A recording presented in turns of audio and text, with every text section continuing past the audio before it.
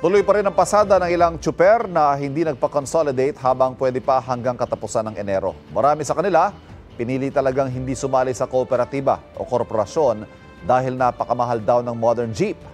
May unang balita live si James Agustin. James. Van, good morning. Maraming mga jeepney driver na dumaraan yung ruta dito sa monumento ang nakapag-consolidate na. Katunayan, may mga nakita na tayo ng mga stickers sa mga jeep nila na indikasyon na sila ay miyembro ng kooperatiba o di kaya namang korporasyon. Pero may ilang mga driver pa rin na piniling hindi mag-consolidate kaya ngayon pa lamang ay nag-iisip na raw sila ng paraan dahil hanggang sa katapusan ng Enero na lamang sila maaaring pumasada.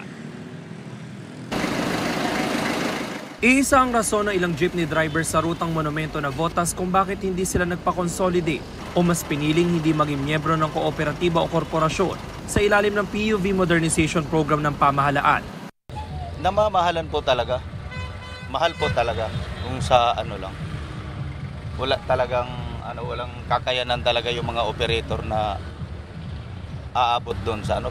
Mahal po yun, di po natin kaya. Pero may 1.8 saka kami kukuha nun. Si Kokoy mahigit 2 dekada nang namamasada. Sa kanyang arawang kita na 800 to 1,000 pesos niya binubuhay ang pamilya. Dahil hindi nagpa-consolidate, hanggang January 31 na lang siya maaaring pumasada base sa memorandum circular ng LTFRB. Yan lang talaga ang hanap buhay ko talaga noon pa.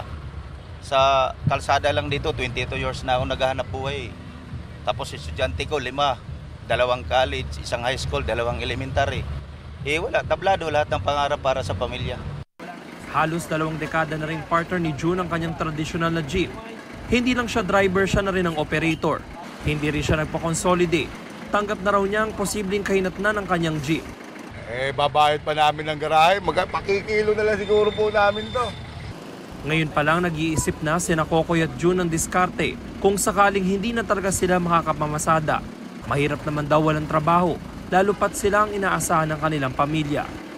Kung mayroong po sir, kung mayroong namang mapasukan na trabaho na sapat naman para sa pamilya na ang kita. Kasi tulad nga po, hindi lang siguro sa akin lang, sa ibang mga driver pa, siguro mas marami pang pamilya rin nila sa akin. Kanya-kanya na lang po siguro talagang diskarte. Sakali may pampuhunan, magtitindan-tindan na lang po.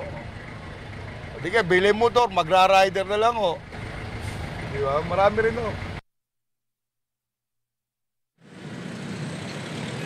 Samantala, Ivan, tuloy-tuloy lang yung biyahe ng mga pampasaherong jeep, mga tradisyonal na jeep po yan dito sa area ng monumento. Marami tayong nakikita ngayong umaga at wala rin namang naiipong mga pasahero.